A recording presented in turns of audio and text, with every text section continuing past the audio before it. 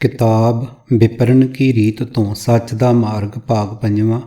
लेखक सरदार गुरबख्श सिंह काला अफगाना। चौथे कांड दा 8वां भाग सिੱਖੀ ਦੀ ਗੁਰਮਤ ਰਹਿਤ। आवाज़ गुरजंट सिंह रूपूवाली। वाहिगुरू जी का खालसा वाहिगुरू जी की फतेह। ਜਨੇਊ ਨੂੰ ਹਿੰਦੂ ਧਰਮ ਦਾ ਰੱਖਿਅਕ ਸਮਝਿਆ ਜਾਂਦਾ ਹੈ। ਇਹੀ ਕਾਰਨ ਸੀ ਕਿ ਮੁਗਲਿਆ ਸਰਕਾਰ ਦੇ ਫੌਜੀ ਹਿੰਦੂ ਦਾ ਧਰਮ ਭ੍ਰਿਸ਼ਟ ਕਰਨ ਲਈ ਉਸ ਦਾ ਜਨੇਊ ਉਤਾਰ ਲਿਆ ਕਰਦੇ ਸਨ। ਜਨੇਊ ਗਿਆ ਤਾਂ ਹਿੰਦੂ ਧਰਮ ਜਾਂਦਾ ਰਿਹਾ, ਇਹ ਕਹਾਵਤ ਬਣ ਗਈ ਸੀ। ਪਰ ਸਿੰਘ ਦੇ ਕਕਾਰ ਸਿੰਘ ਦੇ ਸਰੂਪ ਅਤੇ ਸਵੈਮਾਨ ਦੀ ਰੱਖਿਆ ਕਰਦੇ ਹਨ। ਸਿੱਖੀ ਧਰਮ ਜਾਂ ਸਿੱਖੀ ਦੀ ਰਹਿਤ ਕੇਵਲ ਕਕਾਰ ਹੀ ਨਹੀਂ ਹਨ। ਅਮਰਧਾਰੀ ਅਤੇ ਪੰਜਾਂ ਕਕਾਰਾਂ ਦਾ ਧਾਰਨੀ ਸਿੱਖ ਜੇ ਗੁਰੂ ਨਾਨਕ ਸਾਹਿਬ ਜੀ ਦੀ ਚਲਾਈ ਰਹਿਤ ਮਰਜ਼ਾਦਾ ਤੋਂ ਸਖਣਾ ਹੈ ਅਥਵਾ ਮਨਮਤੀਆ ਹੈ ਤਾਂ ਉਹ ਭੇਖੀ ਹੈ। ਪੰਜ ਕਕਾਰਾਂ ਦਾ ਓਲਾ ਕਰਕੇ ਬੜੇ ਪਾੜਖਾਣੇ ਬਘਿਆੜ ਅਤੇ ਬੇਇਤਬਾਰੇ ਲੂੰਬੜ ਪੰਥ ਵਿੱਚ ਆ ਵੜੇ ਅਤੇ ਪੰਥਕ ਸੰਘਰਸ਼ਾਂ ਨੂੰ ਬਦਨਾਮ ਕਰਦੇ ਰਹੇ। ਸੋ ਪੰਜਾਂ ਕਕਾਰਾਂ ਦੇ ਧਾਰਨੀ ਹੋਣ ਦੇ ਨਾਲ ਸੁੱਚ ਆਚਾਰ ਦਾ ਮਾਲਕ ਹੋਣਾ ਲੋੜੀਏ।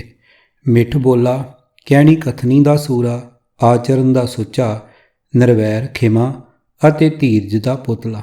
ਸਭੇ ਘਟ ਰਾਮ ਬੋਲੇ ਰਾਮਾ ਬੋਲੇ ਰਾਮ ਬਿਨਾ ਕੋ ਬੋਲੇ ਰੇ। ਪੰਨਾ 988। ਗੁਰੂ ਫਰਮਾਨ ਨੂੰ ਹਰ ਸਵਾਸ ਨਾਲ ਯਾਦ ਰੱਖਣ ਵਾਲਾ, ਧਰਮ ਦੀ ਕਿਰਤ ਕਰਕੇ ਦਸਵੰਧ ਗੁਰੂ ਦੇ ਹੁਕਮਾਂ ਅਨੁਸਾਰ ਦੁਖੀਆਂ ਅਤੇ ਲੋੜਵੰਦਾਂ ਦੀ ਸਹਾਇਤਾ ਲਈ ਵਰਤੇ। ਖਾਸ ਕਰਕੇ ਆਪਣੀ ਕਮਾਈ ਤੋਂ ਹੋਈ ਬਚਤ ਦਾ ਉਚੇਚਾ ਹਿੱਸਾ ਗੁਰਬਾਣੀ ਵਿਚਾਰ ਦੇ ਪ੍ਰਬੰਧਾਂ ਵਾਸਤੇ ਖਰਚ ਕਰਨਾ ਹੀ ਸੱਚੀ ਗੁਰੂ ਸੇਵਾ ਹੈ।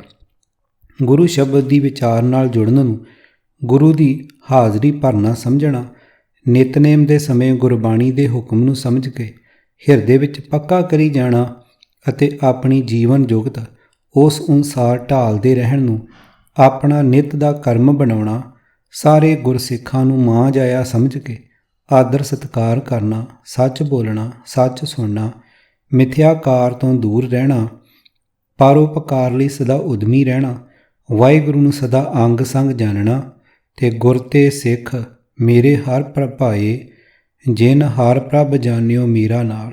ਪੰਨਾ 978। ਸਦਾ ਗੁਰੂ ਦੇ ਭਾਣੇ ਵਿੱਚ ਚੱਲਣਾ। ਤਿਸ ਗੁਰ ਸਿੱਖ ਕੋ ਹੋਂ ਸਦਾ ਨਮਸਕਾਰੀ, ਜੋ ਗੁਰ ਕੈ ਭਾਣੇ ਗੁਰ ਸਿੱਖ ਚੱਲਿਆ। ਪੰਨਾ 593। ਅਜਿਹੇ ਸ਼ੁਭ ਗੁਣਾਂ ਵਾਲੀ ਗੁਰ ਮਰਜ਼ਾਦਾ ਵਿੱਚ ਪੱਕਾ ਰਹਿਣਾ ਅਮਰਧਾਰੀ ਸਿੰਘ ਲਈ ਇਹ ਪੱਕੀ ਅਤੇ ਜ਼ਰੂਰੀ ਸ਼ਰਤ ਹੈ। ਉਂਝ ਤਾਂ ਸਾਰੇ ਕੇਸਾਧਾਰੀ ਗੁਰਸਿੱਖਾਂ ਦੀ ਚੰਗੀ ਜਾਂ ਮਾੜੀ ਕਰਤੂਤ ਸਮੁੱਚੇ ਪੰਥ ਦੀ ਨੇਕਨਾਮੀ ਅਤੇ ਬਦਨਾਮੀ ਦਾ ਕਾਰਨ ਬਣਦੀ ਹੈ, ਪਰ ਪੰਜਾਂ ਕਕਾਰਾਂ ਵਾਲੇ ਅਮਰਧਾਰੀ ਸਿੰਘ ਕਿਉਂਕਿ ਅੰਮ੍ਰਿਤ ਪਾਨ ਕਰਨ ਸਮੇਂ ਉਹ ਇਹ ਮੰਨ ਚੁੱਕਾ ਹੁੰਦਾ ਹੈ ਕਿ ਅੱਜ ਤੋਂ ਉਸ ਦਾ ਪਿਤਾ ਸ੍ਰੀ ਦਸ਼ਮੇਸ਼ ਜੀ ਦਾ ਗੁਰਮਤਿ ਵਿਰੋਧੀ ਅਤੇ ਆਚਰਣਹੀਨ ਕਰਮ ਸਮੁੱਚੇ ਪੰਥ ਦੀ ਬਦਨਾਮੀ ਦੇ ਨਾਲ ਕਲਗੀਧਰ ਜੀ ਦੀ ਬਦਨਾਮੀ ਦਾ ਕਾਰਨ ਵੀ ਬਣਦਾ ਹੈ। ਸੋ ਨਿਰਾ ਪੰਜ ਕਕਾਰਾਂ ਦੇ ਧਾਰਨੀ ਹੋ ਕੇ ਆਪਣੇ ਆਪ ਨੂੰ ਦੂਜਿਆਂ ਨਾਲੋਂ ਉੱਚਾ ਮੰਨ ਲੈਣਾ ਅਤੇ ਹਉਮੈ ਦੀ ਸਿਖਰ 'ਤੇ ਜਾ ਬਿਰਾਜਣਾ ਅਸਿੱਖੀ ਹੈ। ਅਜਿਹੇ ਅਮਰਧਾਰੀ ਦਾ ਚੜ੍ਹਦੀ ਕਲਾ ਵਾਲਾ ਬਾਣਾ ਇੱਕ ਡਰਾਉਣਾ ਭੇਖ ਬਣ ਕੇ ਰਹਿ ਜਾਂਦਾ ਹੈ। ਅਜਿਹੇ ਭੇਖੀਆਂ ਦੇ ਕਾਰਨ ਹੀ ਅਮਰਧਾਰੀ ਸਿੱਖਾਂ ਪ੍ਰਤੀ ਬਣਿਆ ਸਤਿਕਾਰ ਅਤੇ ਡੂੰਘੀ ਸ਼ਰਧਾ ਜਨਤਾ ਦੇ ਮਨਾਂ ਵਿੱਚੋਂ ਅਲੋਪ ਹੋ ਰਹੀ ਹੈ। ਸਗੋਂ 1984 ਦੀ ਵਿਸਾਖੀ ਵਾਲੇ ਦਿਨ ਤੋਂ ਪੰਜਾਬੋਂ ਆਉਣ ਵਾਲੀਆਂ ਖਬਰਾਂ ਵਿੱਚ ਇਹ ਵੀ ਸੁਣਿਆ ਜਾਂਦਾ ਰਿਹਾ ਕਿ ਸੋਹਣੇ ਦਰਸ਼ਨੀ ਦਾੜੇ ਕੇਸਾਂ ਵਾਲਾ ਪੰਜਾਂ ਕਕਾਰਾਂ ਦਾ ਧਾਰਨੀ ਚੜ੍ਹਦੀ ਕਲਾ ਦੇ ਬਾਣੇ ਵਿੱਚ ਫੱਬਿਆ ਕੋਈ ਸਿੰਘ ਜਦੋਂ ਅਚਨਚੇਤ ਕਿਸੇ ਦੇ ਘਰ ਆ ਵੜਦਾ ਸੀ ਤਾਂ ਘਰ ਵਾਲਿਆਂ ਦੇ ਸਾਹ ਸੁੱਕ ਜਾਂਦੇ ਅਤੇ ਕਲਗੀਆਂ ਵਾਲੇ ਦੇ ਬਖਸ਼ਿਸ਼ ਰੂਪ ਵਾਲਾ ਸਿੰਘ ਭਿਆਨਕ ਖਤਰਾ ਹੋ ਦਿਸਦਾ ਸੀ।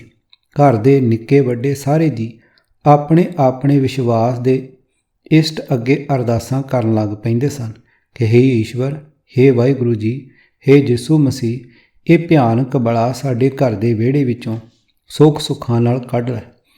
ਜਿਸ ਸਿੰਘ ਸਰੂਪ ਨੂੰ ਸਿੰਘਾਂ ਦੇ ਵੈਰੀ ਵੀ ਗਰੀਬਾਂ ਦਾ ਸੱਚਾ ਹਮਦਰਦ ਮੰਨਦੇ ਰਹੇ ਸਨ, ਜਿਹੜਾ ਉਜਾੜਾਂ ਬੀਆਂਬਾਨਾਂ ਵਿੱਚ ਕਿਸੇ ਨੌਜਵਾਨ ਬੱਚੀ ਦੀ ਪੱਤ ਅਤੇ ਜਾਨ ਦਾ ਰਾਖਾ ਬਣ ਖਲੋਂਦਾ ਸੀ, ਉਹੀ ਸਿੰਘ ਅੱਜ ਘਰ ਆਇਆ ਹਊਆ ਕਿਵੇਂ ਬਣ ਗਿਆ। ਜਿਹੜਾ ਸਿੰਘ ਵੈਰੀਆਂ ਦੀਆਂ ਬੱਚੀਆਂ ਦੀ ਪੱਤ ਬਚਾਉਂਦਾ ਹੋਇਆ ਕੁਰਬਾਨ ਹੋ ਜਾਣ ਵਿੱਚ ਧੰਨ ਭਾਗ ਸਮਝਦਾ ਸੀ, ਅੱਜ ਉਸੇ ਸਿੰਘ ਕੋਲੋਂ ਉਸ ਦੀਆਂ ਆਪਣੀਆਂ ਹੀ ਧੀਆਂ ਭੈਣਾਂ ਕਿਉਂ ਕਾਬਰ ਗਈਆਂ। ਜਿਸ ਖਾਲਸਾ ਜੀ ਦੇ ਦਰਬਾਰ ਗੁਜਰਾਂਵਾਲਾ ਵਿਖੇ ਮਹਾਰਾਜਾ ਰਣਜੀਤ ਸਿੰਘ ਵੱਲ ਲਾਹੌਰ ਦੇ ਲੋਕਾਂ ਨੇ ਚਿੱਠੀਆਂ ਲਿਖੀਆਂ ਅਤੇ ਡੈਪੂਟੇਸ਼ਨ ਭੇਜੇ ਸਨ ਕਿ ਉਹ ਆ ਕੇ ਉਹਨਾਂ ਦੇ ਸ਼ਹਿਰ ਅਤੇ ਇਲਾਕੇ ਦਾ ਰਾਜ ਭਾਗ ਸਾਂਭ ਲਵੇ, ਹਾਏ ਉਹੀ ਸਿੰਘ ਜਿਹੜਾ ਸਰਬੱਤ ਦਾ ਭਲਾ ਮੰਗਣ ਵਾਲਾ ਮੰਨਿਆ ਜਾਂਦਾ ਸੀ, ਜਿਹੜਾ ਲੋੜਵੰਦਾਂ ਗਰੀਬਾਂ ਦਾ ਨਿਸ਼ਕਾਮ ਸੇਵਾਦਾਰ ਸਮਝਿਆ ਜਾਂਦਾ ਸੀ, ਅੱਜ ਉਹੀ ਖਾਲਸਾ ਸਰੂਪ ਏਡਾ ਡਰਾਉਣਾ ਕਿਵੇਂ ਬਣ ਗਿਆ।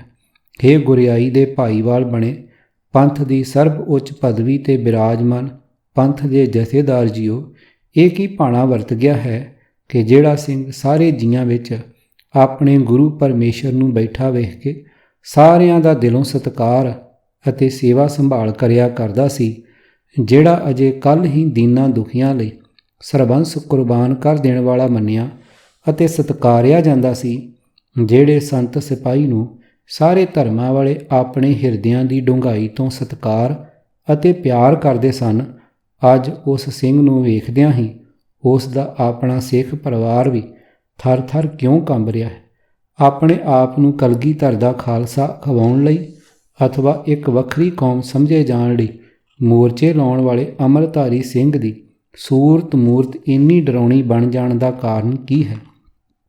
ਲੋਕਾਂ ਦੇ ਦੁਖੀ ਹਿਰਦਿਆਂ ਵਿੱਚ ਕਈ ਅਣਪੁੱਛੇ ਪ੍ਰਸ਼ਨਾਂ ਦਾ ਭੰਡਾਰ ਉਬਾਲੇ ਖਾ ਰਿਹਾ ਸੀ। ਅਚਨਚੇਤ ਸ਼ੋਕ ਦੀ ਗੋਲੀ ਦੇ ਆ ਵੱਜਣ ਦੇ ਭੈ ਨੇ ਇਹ ਹੌਕੇ ਤੇ ਕੀਰਨੇ ਅੰਦਰੇ ਹੀ ਦਬਾ ਦਿੱਤੇ ਹੋਏ ਸਨ। ਝੋਲੀ ਚੁੱਕ ਪੁਲਾਰਿਆਂ ਨੇ ਧੂਆਂ ਧਾਰ ਤਕਦੀਰਾਂ ਦਾ ਹੜ ਵਗਾ ਦਿੱਤਾ ਅਤੇ ਕਲਮ ਦੇ ਧਨੀ ਲਿਖਾਰੀਆਂ ਨੇ ਬੜੇ ਅਸਰਦਾਰ ਲੇਖਾਂ ਦੁਆਰਾ ਲੋਕਾਂ ਦੇ ਮਨਾਂ ਵਿੱਚ ਬਣੇ ਸਿੰਘਾਂ ਪ੍ਰਤੀ ਭੈ ਨੂੰ ਨਿਰਮੂਲ ਸਿੱਧ ਕਰਨ ਲਈ ਬੜੇ ਟਿੱਲ ਲਾਏ। ਅਸਲੀ ਸਿੰਘਾਂ ਬਾਰੇ ਅਤੇ ਨਕਲੀ ਸਿੰਘਾਂ ਬਾਰੇ ਦਲੀਲਾਂ ਨਾਲ ਅਖਬਾਰਾਂ ਦੇ ਪੰਨੇ ਕਾਲੇ ਹੁੰਦੇ ਰਹੇ, ਪਰ ਦਲੀਲਾਂ ਘੜ ਲੈਣ ਵਾਲੀ ਚਪਲ ਬੁੱਧੀ ਦੇ ਆਸਰੇ ਅੱਜ ਤਾਈਂ ਕੋਈ ਮਨੁੱਖ ਸਚਿਆਰ ਨਹੀਂ ਬਣ ਸਕਿਆ। ਖਲਕਤ ਵਿੱਚ ਵਸਦਾ ਖਾਲਕ ਬਿਨਾਂ ਬੋਲਿਆਂ ਹੀ ਸਚਿਆਰ ਮਨੁੱਖ ਨੂੰ ਪਛਾਣ ਲੈਂਦਾ ਹੈ। ਸੋਣ ਮਨ ਅੰਧੇ ਕੁੱਤੇ ਕੁੜਿਆਰ, ਬਿਨ ਬੋਲੇ ਬੂਝੀਏ ਸਚਿਆਰ ਰਹਾ। ਪੰਨਾ 662। ਨਿਰੀਆਂ ਦਲੀਲਾਂ ਕਦੇ ਕਿਸੇ ਨੂੰ ਜ਼ਾਲਮ ਨਹੀਂ ਬਣਾ ਸਕੀਆਂ ਅਤੇ ਨਿਰੀਆਂ ਦਲੀਲਾਂ ਨਾਲ ਕਿਸੇ ਮਨੁੱਖ ਨੂੰ ਧਰਮੀ ਸਿੱਧ ਨਹੀਂ ਕੀਤਾ ਜਾ ਸਕਦਾ। ਤਰਖਾਣਾ ਕੰਮ ਕਰਨ ਵਾਲੇ ਨੂੰ ਲੋਕ ਤਰਖਾਣ ਕਹਿਣ ਲੱਗ ਜਾਂਦੇ ਹਨ। ਮਰੇ ਹੋਏ ਪਸ਼ੂ ਢੋਣ ਵਾਲੇ ਨੂੰ ਅਥਵਾ ਚਮੜੇ ਦਾ ਕੰਮ ਕਰਨ ਵਾਲੇ ਨੇ ਕਦੇ ਨਹੀਂ ਕਿਹਾ ਕਿ ਉਸ ਨੂੰ ਚਮਾਰ ਜਾਂ ਮੋਚੀ ਕਿਹਾ ਜਾਵੇ। ਚੋਰੀਆਂ ਕਰਨ ਵਾਲੇ ਨੇ ਕਦੇ ਚੋਰ ਅਖਵਾਉਣਾ ਪਸੰਦ ਨਹੀਂ ਕੀਤਾ।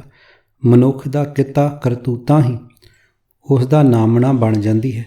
ਸੰਤ ਤਾਈ ਵਾਲਾ ਬਾਣਾ ਪਾਈ ਫਿਰਦਾ ਜੇ ਕੋਈ ਅਸਲ ਵਿੱਚ ਠੱਗ ਹੈ ਤਾਂ ਉਹ ਲੋਕਾਂ ਦੀਆਂ ਨਜ਼ਰਾਂ ਵਿੱਚ ਸਦਾ ਸੰਤ ਨਹੀਂ ਬਣਿਆ ਰਹਿ ਸਕਦਾ। ਆਖਰ ਉਸ ਨੂੰ ਲੋਕ ਬਨਾਰਸ ਦਾ ਠੱਗ ਕਹਿਣਾ ਆਰੰਭ ਕਰ ਦਿੰਦੇ ਹਨ। ਗੱਜ ਸਾਢੇ ਤੈ ਤੈ ਧੋਤੀਆਂ ਤਿਹਰੇ ਪਾਇਨ ਤੱਗ, ਗਲੀ ਜਿਨ੍ਹਾਂ ਜਪ ਮਾਲੀਆਂ ਲੋਟੇ ਹੱਥ ਨਿਭੱਗ, ਓਏ ਹਰ ਕੇ ਸੰਤ ਨਾ ਆਖੀਐ ਬਨਾਰਸ ਕੇ ਠੱਗ। ਪੰਨਾ 476। ਨਿੱਤ ਨਵੇਂ ਦਿਨ ਅਖਬਾਰਾਂ ਵਿੱਚ ਖਬਰਾਂ ਛਪਦੀਆਂ ਹਨ ਕਿ ਅੱਜ ਇਸ ਗੁਰੂ ਘਰ ਦੇ ਦੀਵਾਨ ਵਿੱਚ ਦੋਹਾਂ ਧੜਿਆਂ ਵਿੱਚ ਡਟ ਕੇ ਲੜਾਈ ਹੋਈ ਅਤੇ ਅੱਜ ਇਸ ਗੁਰਦੁਆਰੇ ਵਿੱਚ ਕਿਰਪਾਨਾਂ ਚੱਲੀਆਂ। ਅੱਜ ਇੱਕ ਹੋਰ ਗੁਰੂ ਦੀਵਾਨ ਦੀ ਤਸਵੀਰ ਅਖਬਾਰਾਂ ਵਿੱਚ ਛਪੀ ਹੈ ਕਿ ਸਿੰਘਾਂ ਦੇ ਭਖਦੇ ਜੰਗ ਵਿੱਚ ਪੁਲਿਸ ਵਾਲਿਆਂ ਨੇ ਇੱਕ ਸਿੰਘ ਨੂੰ ਕੇਸਾਂ ਤੋਂ ਧੂ ਕੇ ਦੂਜੇ ਸਿੱਖ ਦੀ ਜਾਨ ਬਚਾਈ ਹੈ। ਕਕਾਰਾਂ ਦੇ ਦਰਸ਼ਨ ਦੋਹਾਂ ਧੜਿਆਂ ਵਿੱਚੋਂ ਹੋ ਰਹੇ ਹਨ। ਖਾਲਸਾ ਜੀ ਦੀਆਂ ਇਹਨਾਂ ਅਲੋਕਾਰ ਬਹਾਦਰੀਆਂ ਤੋਂ ਕਿ ਲੋਕ ਸਾਨੂੰ ਬੜੇ ਸਹਿਣਸ਼ੀਲ, ਧੀਰਜਵਾਨ, ਨਿਰਵੈਰ, ਸਰਬੱਤ ਤੇ ਸ਼ੁਭ ਚਿੰਤਕ ਵੇਖ ਕੇ ਅਣਡਿੱਠ ਕਰ ਦੇਣ ਵਾਲੇ, ਸਬਰ ਸੰਤੋਖ ਦੇ ਮਾਲਕ, ਸੁਵਾਸ ਸਵਾਸ ਪ੍ਰਭੂ ਨੂੰ ਯਾਦ ਰੱਖਣ ਵਾਲੇ ਅਤੇ ਮਿੱਠ ਬੋਲੇ ਆਦਿ ਸ਼ਬਦਾਂ ਨਾਲ ਹੀ ਯਾਦ ਕਰਨਗੇ। ਸੱਚ ਕੌੜਾ ਹੈ ਪਰ ਗੁਰਬਾਣੀ ਤਾਂ ਹੈ ਹੀ ਸਦੀਵੀ ਸੱਚ। ਕੌੜੀ ਦਵਾਈ ਬਹੁਤੇ ਰੋਗਾਂ ਦਾ ਇਲਾਜ ਬਣਦੀ ਹੈ।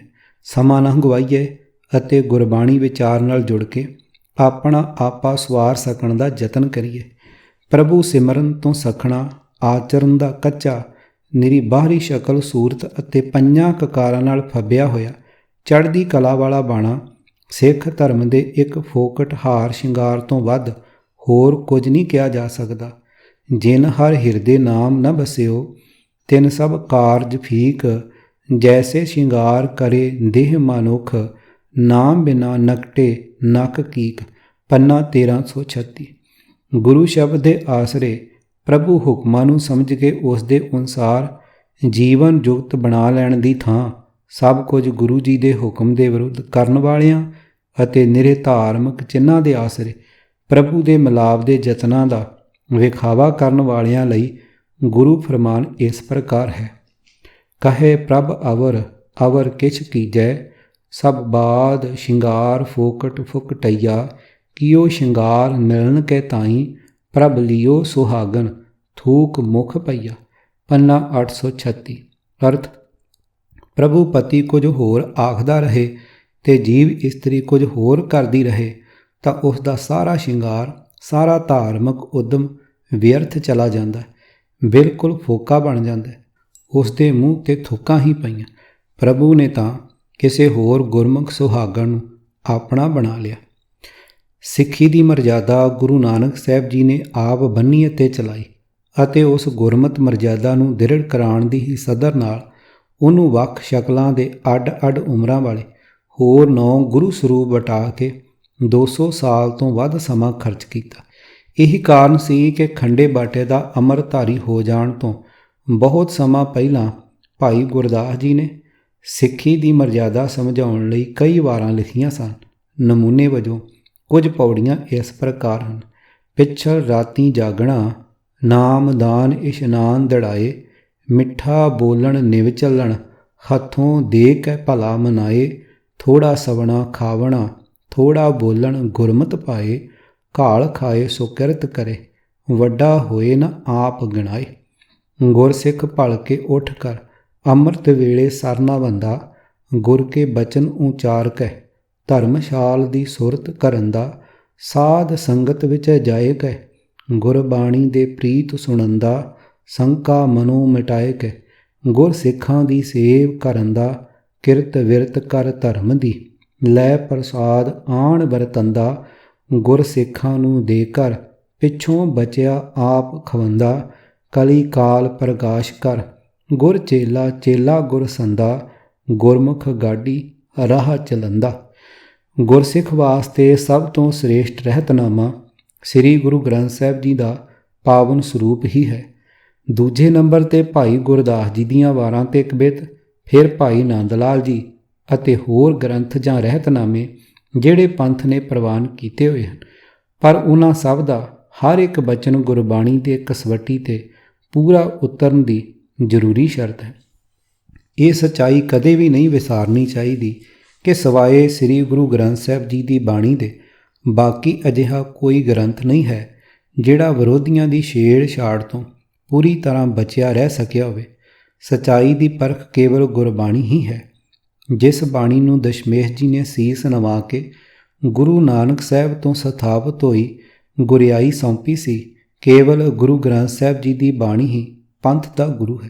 ਸਵਈਏ ਮਹਿਲੇ ਤੀਜੇ ਕੇ ਵਿੱਚ ਭਿੱਖਾ ਜੀ ਦਾ ਫਰਮਾਨ ਹੈ ਕਿ ਉਹ ਪੂਰਾ 1 ਸਾਲ ਸਾਧਾਂ ਸੰਤਾਂ ਦੇ ਮੱਠਾਂ 'ਤੇ ਫਿਰਦੇ ਰਹੇ, ਪਰ ਸਾਰਿਆਂ ਦੀ ਬਾਹਰ ਦੀ ਦਿਖਾਵੇ ਵਾਲੀ ਜ਼ਿੰਦਗੀ ਕੁਝ ਹੋਰ ਸੀ, ਪਰ ਉਹਨਾਂ ਦੀ ਰਹਿਤ ਅਜਿਹੀ ਸੀ ਜਿਸ ਤੋਂ ਦਿਲ ਪ੍ਰਸੰਨ ਨਹੀਂ ਹੋਇਆ। ਬਰਸ ਏਕ ਹੋਂ ਫਿਰਿਓ, ਕਿਨਹਿ ਨਾ ਪਰਚੋ ਲਾਇਓ। ਕਹਿਤਿਓ ਕਹਿਤੀ ਸੁਣੀ, ਰਹਿਤ ਕੋ ਖੁਸ਼ੀ ਨਾ ਆਇਓ। ਪੰਨਾ 1395। ਕੇਵਲ 5 ਕਕਾਰਾਂ ਦਾ ਧਾਰਨੀ ਹੋ ਜਾਣ ਨੂੰ ਹੀ ਚੜ੍ਹਦੀ ਕਲਾ ਵਾਲੀ ਸਿੱਖੀ ਸਮਝ ਲੈਣਾ ਭੁੱਲ ਹੈ। ਸੁੱਚੀ ਆਤਮਿਕ ਰਹਿਤ ਵਾਲਾ ਜੀਵਨ ਬਣਾ ਲੈਣ ਦੀ ਭਾਵਨਾ ਤੋਂ ਸਖਣੇ ਜਿਹੜੇ ਮਨੁੱਖ ਕਈ ਤਰ੍ਹਾਂ ਦੇ ਧਰਮ ਕਰਮ ਕਰਦੇ ਹਨ, ਉਹਨਾਂ ਬਾਰੇ ਕੁਝ ਗੁਰੂ ਫਰਮਾਨ ਇਸ ਪ੍ਰਕਾਰ ਹਨ। ਉਪਾਵ ਸਿਆਣਪ ਸਗਲ ਤੇ ਰਹਿਤ, ਸਭ ਕਿਛ ਜਾਣੇ ਆਤਮ ਕੀ ਰਹਿਤ। ਪੰਨਾ 269। ਅਰਥ, ਪ੍ਰਭੂ ਤੇ ਮਨੁੱਖ ਦੇ ਕਿਸੇ ਹੀਲੇ ਜਾਂ ਚਤੁਰਾਈ ਦਾ ਕੋਈ ਅਸਰ ਨਹੀਂ ਪੈ ਸਕਦਾ। ਭਾਵ ਆਪਣੀ ਸਿਆਣਪ ਨਾਲ ਮਿੱਥੇ ਹੋਏ ਰੱਬ ਦੇ ਨਾਮ ਤੇ ਦਾਨ ਪੁੰਨ, ਤੀਰਥ ਇਸ਼ਨਾਨ, ਧਾਰਮਿਕ ਪਹਿਰਾਵਿਆਂ ਆਦਿ ਨਾਲ ਪ੍ਰਭੂ ਨੂੰ ਪ੍ਰਸੰਨ ਕਰਨ ਦੇ ਯਤਨ, ਕਿਉਂਕਿ ਉਹ ਜੀਵ ਦੀ ਆਤਮਿਕ ਰਹਿਣੀ ਦੀ ਹਰ ਇੱਕ ਗੱਲ ਨੂੰ ਜਾਣਦਾ ਹੈ। ਜੇ ਆਤਮਿਕ ਰਹਿਣੀ ਚੰਗੀ ਨਹੀਂ ਤਾਂ ਬਾਹਰ ਵਿਖਾਵੇ ਵਾਲੇ ਸਾਰੇ ਦੇ ਸਾਰੇ ਧਰਮ ਕਰਮ ਨਿਸਫਲ ਹਨ। ਆਓ ਸਤਿਗੁਰਾਂ ਦੇ ਉਹਨਾਂ ਫਰਮਾਨਾਂ ਤੋਂ ਮਿਲਦੇ ਗਿਆਨ ਦੀ ਸੋਝੀ ਲੈ ਲਈਏ, ਜਿਨ੍ਹਾਂ ਵਿੱਚ ਸਤਿਗੁਰਾਂ ਨੇ ਰਹਿਤ ਪਦ ਵਰਤ ਕੇ ਸਾਨੂੰ ਗੁਰਮਤਿ ਉਪਦੇਸ਼ ਦੀ ਬਖਸ਼ਿਸ਼ ਕੀਤੀ ਹੈ। ਗਿਆਨ ਧਿਆਨ ਸਭ ਗੁਰ ਤੇ ਹੋਈ, ਸਾਚੀ ਰਹਿਤ ਸਾਚਾ ਮਨ ਸੋਈ। ਮਨਮੁਖ ਕਥਨੀ ਹੈ ਪਰ ਰਹਿਤ ਨਾ ਹੋਈ, ਨਾਮੁ ਭੂਲੇ ਥਾਉ ਨਾ ਕੋਈ। ਪੰਨਾ 831। ਅਰਥ ਪਰਮਾਤਮਾ ਨਾਲ ਡੂੰਘੀ ਸਾਂਝ ਤੇ ਉਸ ਵਿੱਚ ਸੁਰਤ ਦਾ ਟਿਕਾਓ। ਇਹ ਸਭ ਕੁਝ ਗੁਰੂ ਤੋਂ ਹੀ ਮਿਲਦਾ ਹੈ। ਜਿਸ ਨੂੰ ਮਿਲਦਾ ਹੈ ਉਸ ਦੀ ਰਹਿਣੀ ਪਵਿੱਤਰ ਹੋ ਜਾਂਦੀ ਹੈ, ਉਸ ਦੇ ਮਨ ਵਿੱਚ ਪ੍ਰਭੂ ਆ ਵਸਦਾ ਹੈ। ਸਤਿਗੁਰੂ ਗ੍ਰੰਥ ਸਾਹਿਬ ਜੀ ਕੋਲੋਂ ਅਜਿਹੀਆਂ ਦਾਤਾਂ ਪ੍ਰਾਪਤ ਕਰਨ ਲਈ ਬੜੀ ਸ਼ਰਧਾ ਨਾਲ ਲਗਾਤਾਰ ਗੁਰੂ ਬਾਣੀ ਦੀ ਵਿਚਾਰ ਕਰਦੇ ਰਹਿਣ ਦੀ ਲੋੜ ਹੈ। ਗੁਰਦੁਆਰੇ ਜਾ ਕੇ ਚੰਗੇ ਰਾਗੀ ਦਾ ਕੀਰਤਨ ਸੁਣ ਲੈਣ ਨਾਲ ਅਤੇ ਲੰਗਰ ਵਿੱਚੋਂ ਫੁਲਕਾ ਛਕ ਆਉਣ ਨਾਲ ਗੁਰਮਤਿ ਗਿਆਨ ਦੀ ਸੂਝ ਨਾ ਅੱਜ ਤਾਈਂ ਕਿਸੇ ਨੂੰ ਆਈ ਹੈ ਤੇ ਨਾ ਹੀ ਆ ਸਕਦੀ। ਗੁਰ ਸ਼ਬਦ ਦੀ ਵਿਚਾਰ ਲਈ ਬੜੇ ਚੰਗੇ ਅਤੇ ਯੋਜਨਾਬੱਧ ਪ੍ਰਬੰਧ ਕੀਤੇ ਜਾਣ ਦੀ ਲੋੜ ਹੈ। ਆਪਣੇ ਮਨ ਦੇ ਪਿੱਛੇ ਤੁਰਨ ਵਾਲਾ ਬੰਦਾ ਗਿਆਨ ਦੀਆਂ ਨਿਰੀਆਂ ਗੱਲਾਂ ਹੀ ਕਰਦਾ ਹੈ, ਪਰ ਉਸ ਦੀ ਰਹਿਣੀ ਪਵਿੱਤਰ ਨਹੀਂ ਹੁੰਦੀ। ਪਰਮਾਤਮਾ ਦੇ ਨਾਮ ਤੋਂ ਖੁੰਝੇ ਹੋਏ ਨੂੰ ਮਾਇਆ ਦੀ ਭਟਕਣਾ ਤੋਂ ਬਚਣ ਲਈ ਆਸਰਾ ਨਹੀਂ ਮਿਲਦਾ। ਮੁਖ ਤੇ ਪੜਤਾ ਟੀਕਾ ਸਹਿਤ, ਹਿਰਦੇ ਨਾਮ ਨਹੀਂ ਪੂਰਨ ਰਹਿਤ। ਉਪਦੇਸ਼ ਕਰੇ ਕਰ ਲੋਕ ਦ੍ਰਿੜਾਵੇ, ਆਪਣਾ ਕਹਿਆ ਆਪ ਨਾ ਕਮਾਵੇ। ਪੰਨਾ 887। ਅਰਥ ਜਿਹੜਾ ਮਨੁੱਖ ਧਰਮ ਪੁਸਤਕਾਂ ਮੂੰਹੋਂ ਤਾਂ ਅਰਥਾਂ ਸਮੇਤ ਪੜ੍ਹਦਾ ਹੈ, ਪਰ ਉਸ ਦੇ ਹਿਰਦੇ ਵਿੱਚ ਪਰਮਾਤਮਾ ਨਹੀਂ ਵਸਦਾ, ਨਾ ਹੀ ਉਸ ਦੀ ਰਹਿਣੀ ਬੇਦਾਗ ਹੈ। ਧਰਮ ਪੁਸਤਕਾਂ ਦਾ ਉਪਦੇਸ਼ ਲੋਕਾਂ ਦਿਆਂ ਮਨਾਂ ਵਿੱਚ ਚੰਗੀ ਪੱਕੀ ਤਰ੍ਹਾਂ ਬਿਠਾਉਂਦਾ ਹੈ, ਪਰ ਆਪਣਾ ਇਹ ਦੱਸਿਆ ਹੋਇਆ ਉਪਦੇਸ਼ ਆਪ ਵੀ ਨਹੀਂ ਕਮਾਉਂਦਾ। ਸੇਵਾ ਸੁਰਤ ਸ਼ਬਦ ਵਿਚਾਰ, ਜਪ ਤਪ ਸੰਜਮ ਹਉਮੈ ਮਾਰ। ਜੀਵਨ ਮੁਕਤ ਜਾਂ ਸ਼ਬਦ ਸੁਣਾਏ, ਸੱਚੀ ਰਹਿਤ ਸੱਚਾ ਸੁਖ ਪਾਏ। ਪੰਨਾ 1343। ਅਰਥ ਗੁਰੂ ਦੇ ਸ਼ਬਦ ਦੇ ਰਾਹੀਂ ਪਰਮਾਤਮਾ ਦੇ ਗੁਣਾਂ ਦੀ ਵਿਚਾਰ ਕਰਕੇ ਉਸ ਮਨੁੱਖ ਦੀ ਸੁਰਤ ਸੇਵਾ ਵਿੱਚ ਪਰਤਦੀ ਹੈ। ਆਪਣੇ ਅੰਦਰੋਂ ਹਉਮੈ ਮਾਰ ਕੇ ਉਹ ਮਾਨੋ ਜਪ ਤਪ ਅਤੇ ਸੰਜਮ ਕਮਾ ਲੈਂਦਾ ਹੈ। ਭਾਵ ਹਉਮੈ ਮਾਰ ਲੈਣ ਵਿੱਚ ਹੀ ਜਪ ਤਪ ਅਤੇ ਸੰਜਮ ਆਦਿ ਹਨ। ਸਤਿਗੁਰੂ ਦੇ ਸ਼ਬਦ ਗਿਆਨ ਅਨੁਸਾਰ ਕਮਾਈ ਕਰਕੇ ਮਨੁੱਖ ਦੁਨੀਆ ਦੇ ਕਾਰ ਵਿਹਾਰ ਕਰਦਾ ਹੋਇਆ ਮਾਇਆ ਦੇ ਮੋਹ ਤੋਂ ਖਲਾਸੀ ਪਾ ਲੈਂਦਾ। ਉਸ ਦੀ ਰਹਿਤ ਬਹਿਤ ਐਸੀ ਹੋ ਜਾਂਦੀ ਹੈ ਕਿ ਮਾਇਆ ਵੱਲ ਉਹ ਡੋਲਦਾ ਨਹੀਂ ਤੇ ਇਸ ਤਰ੍ਹਾਂ ਉਹ ਸਦਾ ਕਾਇਮ ਰਹਿਣ ਵਾਲਾ ਆਤਮਿਕ ਆਨੰਦ ਮਾਣਦਾ ਹੈ। ਕਿਤਾਬ ਵਿਪਰਨ ਕੀ ਰੀਤ ਤੋਂ ਸੱਚ ਦਾ ਮਾਰਗ ਭਾਗ ਪੰਜਵਾਂ। ਲੇਖਕ ਸਰਦਾਰ ਗੁਰਬਖਸ਼ ਸਿੰਘ ਕਾਲਾ ਅਫਗਾਨਾ। ਚੌਥੇ ਕਾਂਡ ਦਾ 8ਵਾਂ ਭਾਗ। ਆਵਾਜ਼ ਗੁਰਜੰਟ ਸਿੰਘ ਰੂਪਵਾਲੀ। ਵਾਹਿਗੁਰੂ ਜੀ ਕਾ ਖਾਲਸਾ, ਵਾਹਿਗੁਰੂ ਜੀ ਕੀ ਫਤਿਹ।